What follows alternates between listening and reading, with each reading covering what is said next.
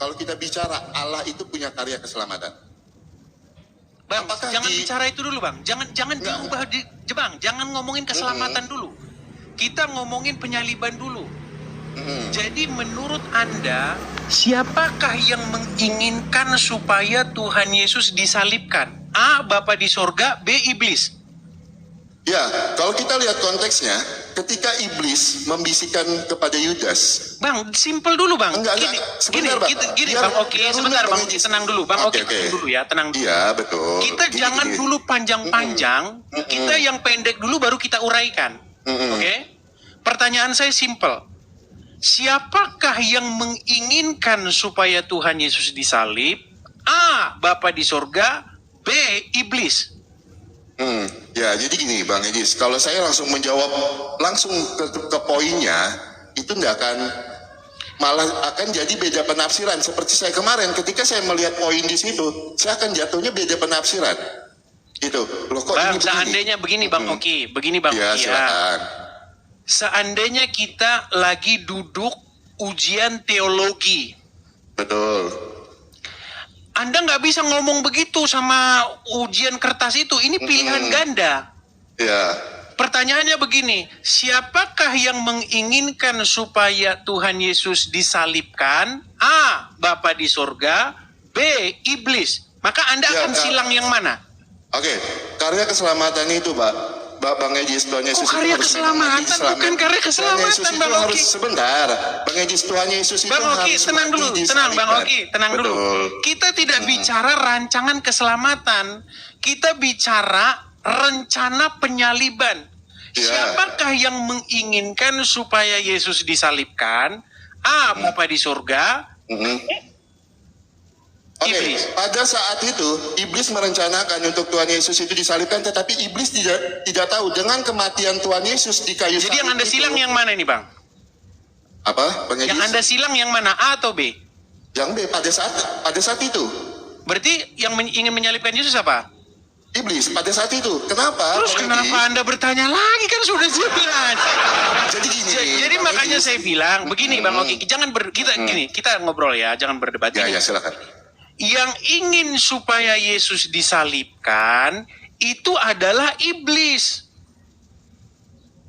Jadi rancangan supaya Yesus disalib itu memang dari iblis, tetapi Bapa di sorga merubah rancangan iblis itu menjadi rancangan keselamatan. Makanya salib itu adalah inisiasi dari iblis, tetapi Bapa di surga merubah salib itu menjadi keselamatan. Saya kasih analoginya begini. Saya kasih analoginya begini, Oke ya, biar kita saling mengerti. Ya. Di dalam Bible, Yusuf berkata, "Engkau mereka-rekakan yang jahat kepada aku, tetapi Allah mereka-rekakan yang baik." Familiar dengan ayat itu? Familiar. Oke. Ketika saudara-saudara Yusuf membuang Yusuf atau ingin membinasakan Yusuf, malah justru itu menjadi jalan bagi Allah menjadikan Yusuf sebagai berkat bagi banyak bangsa-bangsa. Sehingga melalui Yusuf, bangsa-bangsa mendapatkan makan. Pertanyaan saya begini, rancangan untuk membuang Yusuf ke sumur, membinasakan Yusuf, itu rancangan iblis atau rancangan Bapa? Ya, sebentar Bang Edis, kita daripada terlalu bahas ke sana, karena banyak sekali yang typing bilang pansos di sini. Jangan hiraukan pansos. Saya ingin padahal kalau mengajar. aku naik ke sini, jujur ya, aku naik ke sini ini tujuannya tadi mau mengklarifikasi aja, Bukan, begini Bang Oki, Bang Oki begini. Kita jangan bicara omongan orang. Omongan orang itu selalu berbeda-beda. Kita nggak mau ngikutin omongan orang. Gini aja. Kalau betul-betul mau belajar, biar saya ajarin. Sekarang begini, pertanyaan saya, rencana membinasakan Yusuf, membuang Yusuf, membunuh Yusuf ke sumur, menjualnya ke Mesir, menyingkirkan dia dari keluarganya, itu rencana iblis atau rencana Bapa? Iblis. Rencana iblis. Tetapi Bapa merubah itu Mengalahkan rencana iblis itu menjadi berkat. Makanya rancangan kejahatan dirubah oleh Bapa menjadi rancangan keselamatan. Ya. Contoh kedua. Saya kasih contoh kedua. Baru nanti ke penyaliban. Bang Oki misalnya seorang gembala di salah satu pemukiman non-Kristen. Punya gereja. Gerejanya hanya gubuk-gubuk saja. Karena orang-orang tidak senang orang-orang di situ masuk Kristen, dibakarlah gereja Anda. Ketika gereja Anda dibakar, orang-orang menyorakinya, syukur, mampus lo, pergi lo dari sini. Tetapi, Bang Oki pegang firman Tuhan, jangan membalas kejahatan dengan kejahatan. Akhirnya apa? Berita pembakaran gereja itu viral, banyak orang berempati, bahkan presiden turun tangan, lalu dibangunlah gereja Oki yang baru. Tadinya gubuk, tadinya tidak dikenal orang, tadinya orang hanya tahu di kampung situ saja, tetapi karena pembakaran gereja itu, semua orang jadi tahu gereja Bang Oki, gerejanya jadi besar, jemaatnya tambah banyak. Pertanyaan saya, rancangan untuk membakar gereja itu, untuk membinasakan umat Tuhan itu dari Bapa di surga atau dari iblis?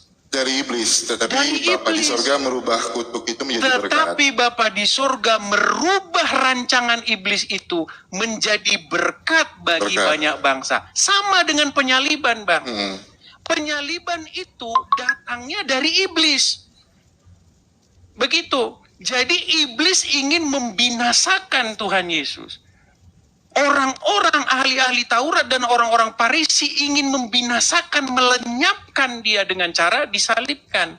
Tetapi Bapa di surga merubah itu menjadi berkat bagi bangsa-bangsa.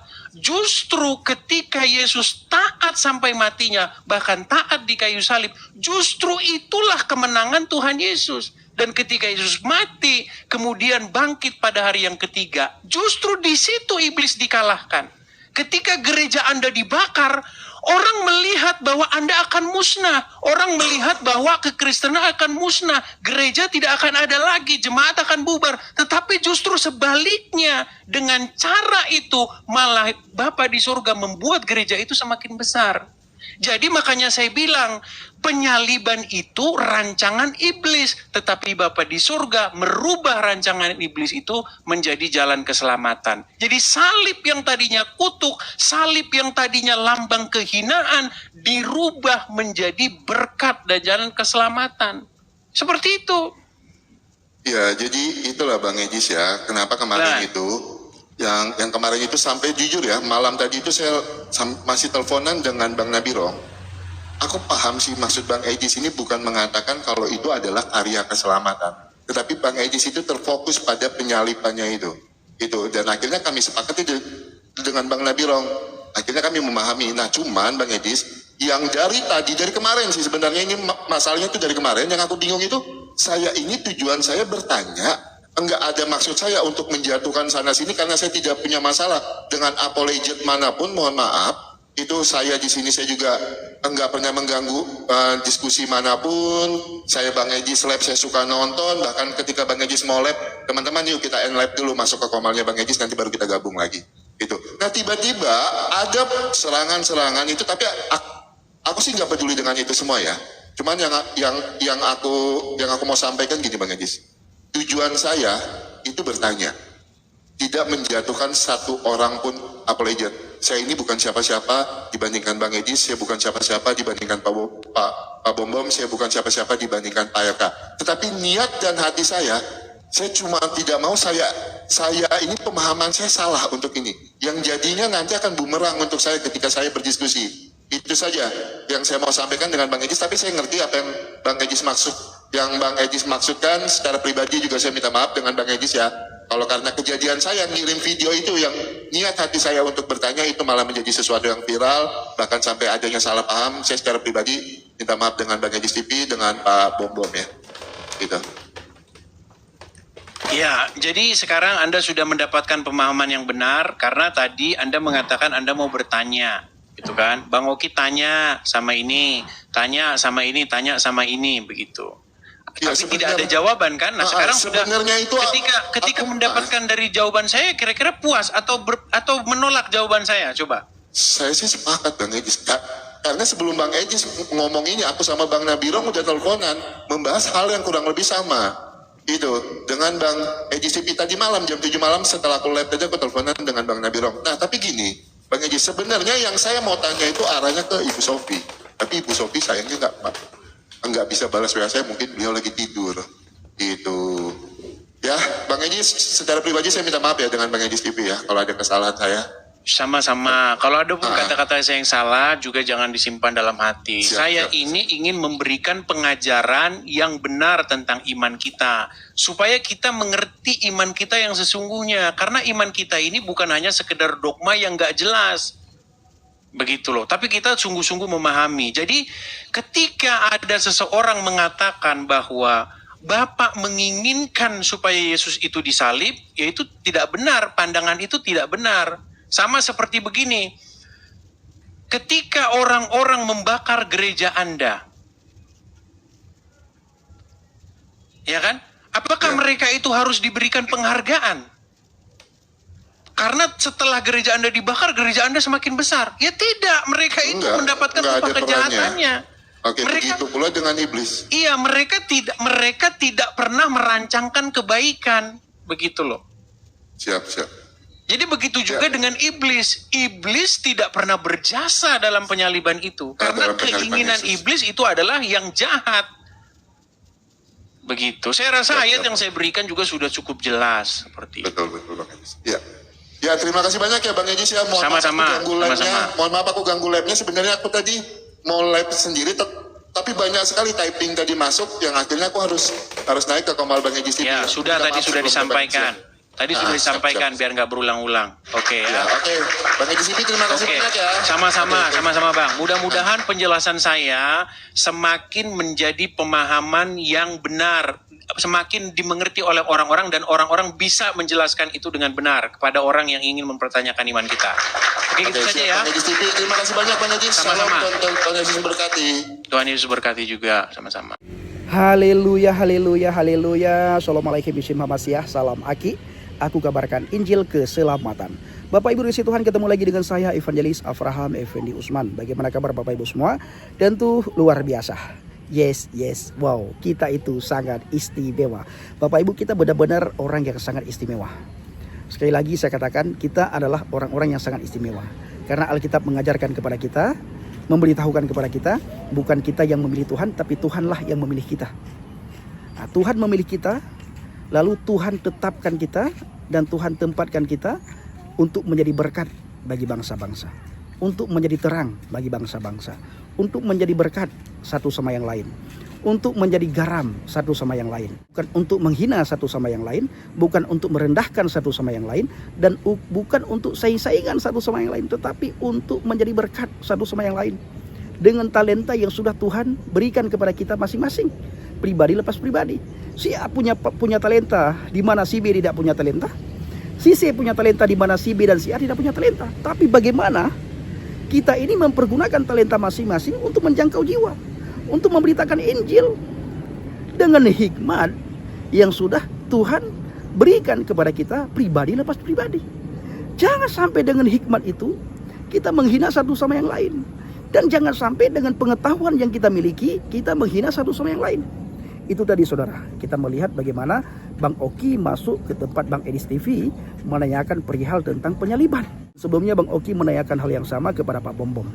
Nah, oleh Pak Bom dibawa ke publik dan oleh banyak orang menuduh Bang Oki salah. Bang Oki tidak salah dalam hal ini. Bang Oki hanya bertanya dan Bang Oki tidak menanyakan di depan umum. Bang Oki WA Pak Bom menanyakan bagaimana ini, tolong dijelaskan. Nah, ketika dijelaskan, lalu Pak Bom menanyakan kepada Bang Ejis TV. Entah kenapa Bapak Ibu, Pak Bom menyampaikan di publik, padahal ini bukan masalah besar ya, ini bukan persoalan yang perlu dibesar-besarkan sehingga membuat orang terkotak-kotak. Tidak Bapak Ibu. Ini masalah kecil. Pengetahuan seseorang itu selalu baru setiap hari. Dan pengetahuan si A ya tentu sangat berbeda dengan pengetahuan si B. Pengetahuan si B sangat berbeda dengan pengetahuan si C. Pengetahuan si C sangat berbeda dengan pengetahuan si D. Tetapi tidak pernah lari daripada konteksnya. Si A punya pengetahuan begini, si B punya pengetahuan begitu, si C punya pengetahuan begitu. Lalu ketika kita kumpulkan pengetahuan si A, si B, dan si C, itu tidak saling menyalahkan, tidak saling menyudutkan. Tidak ada siapa yang hebat di situ, tidak ada siapa yang pintar di situ. Jadi udahlah teman-teman semuanya. Ini bukan perkara besar, bukan perkara serius yang perlu dibesar-besarkan. Bahkan tanpa kita sadari, hal ini juga sudah ikut andil si jahat di situ, andil iblis. Sehingga anak-anak Tuhan hari-hari ini terkotak-kotak. Sehingga ada yang berkata pengikut si A, pengikut si B, pengikut si C. Tidak seperti itu. Ya, kita ini satu tubuh Kristus yang saling memperlengkapi satu sama yang lain. Satu tubuh Kristus yang harus melayani. Satu tubuh Kristus yang saling membangun satu sama yang lain. Satu tubuh Kristus yang saling mendoakan satu sama yang lain. Satu tubuh Kristus yang saling menasehati satu sama yang lain. Bukan satu tubuh Kristus yang terpecah belah, yang tercerai-berai. Dan ini bukan lagi satu tubuh Kristus. Dan di sini iblis sudah menang. Ya, iblis sudah menang, iblis sudah ketawa-ketawa. Akhirnya iblis katakan, apa juga kalian itu anak-anak Tuhan? Apa juga kalian itu apologet? Baru sedikit persoalan sudah terpecah belah. Baru sedikit persoalan sudah menyalahkan satu sama yang lain. Baru sedikit persoalan sudah menghina satu sama yang lain. Enggak seperti itu Bapak Ibu. Dalam hal ini iblis menang. Karena ini adalah siasat si iblis. Makanya Alkitab mengatakan iblis itu adalah bapa dari segala pendusta. Dia adalah sehebat-hebat penipu daya. Itu iblis. Jadi kalau ada manusia yang sangat pintar dalam menipu, iblis lebih pintar daripada manusia tersebut. Makanya dia dikatakan iblis itu adalah sehebat-hebat penipu daya, bapa daripada segala pendusta. Itu iblis. Ya, dia punya kuasa yang sangat hebat bila dibandingkan dengan manusia-manusia pada umumnya. Tetapi iblis itu tidak punya kerendahan hati. Dia sombong, tinggi hati, merasa dirinya itu hebat, merasa dirinya pintar, merasa dirinya jago, merasa dirinya itu di atas segala-galanya. Padahal di atas dia masih ada Tuhan. Itu yang dia lupa Bapak Ibu. Beda juga kita. Di atas kepintaran kita itu ada lagi orang yang lebih pintar. Kita merasa diri kita berhikmat, orang lain lebih berhikmat daripada kita. Ya, orang lain lagi lebih berhikmat daripada si A. Orang lain lagi lebih berhikmat daripada si B. Orang lain lagi lebih berhikmat daripada si C, si D, si E, si F, si G, si H. Tapi mari kita pergunakan hikmat itu untuk melayani Tuhan. Mari kita pergunakan hikmat itu untuk saling memperlengkapi satu sama yang lain, bukan saling menyudutkan satu sama yang lain. Jadi ketika kita membaca firman Tuhan Bapak Ibu, hikmat yang diberikan kepada kita itu selalu baru setiap hari. Dan pasti berbeda satu sama yang lain. Nah, makanya dikatakan di dalam Alkitab, firman itu baru setiap hari. Ya, firman itu baru setiap hari. Apa yang Bapak Ibu dapatkan dengan apa yang si A dapatkan, ayat yang sama, itu pemahamannya itu bisa berbeda-beda. Nah, sekali lagi ini adalah bukan persoalan yang perlu dibesar-besarkan. Jadi kalau persoalan ini dibesar-besarkan terus, maka iblis di situ tepuk tangan, dia yang menang. Nah, saudaraku yang dikasih Tuhan, kita melihat tadi di mana Bang Oki masuk ke tempat Bang Edis TV menanyakan tentang penyaliban itu, ya. Lalu Bang Edis TV memberikan dua pilihan. Apa yang harus dijawab oleh Bang Oki? Kalau posisi Bapak Ibu ada di posisi Bang Oki, ketika Bang Edis TV menanyakan hal seperti itu, Bapak Ibu jawab apa? Apakah Bapak Ibu akan jawab A atau Bapak Ibu akan jawab B? Kalau Bapak Ibu akan jawab A, maka pengikut B akan marah. Kalau Bapak Ibu menjawab B, maka pengikut A akan marah. Kira-kira saudaraku, apa yang Bapak Ibu akan jawab ketika diberikan dua pilihan oleh Bang Edis TV. Sekali lagi, jangan sampai kita terkotak-kotak Bapak Ibu ya. Jangan sampai. Kalau Bapak Ibu menanyakan siapa di sini yang lebih masuk akal, apakah Pak Bom Bom atau Bang Edis TV? Jawaban saya Bapak Ibu, dua-duanya ya. Dua-duanya tidak ada yang salah.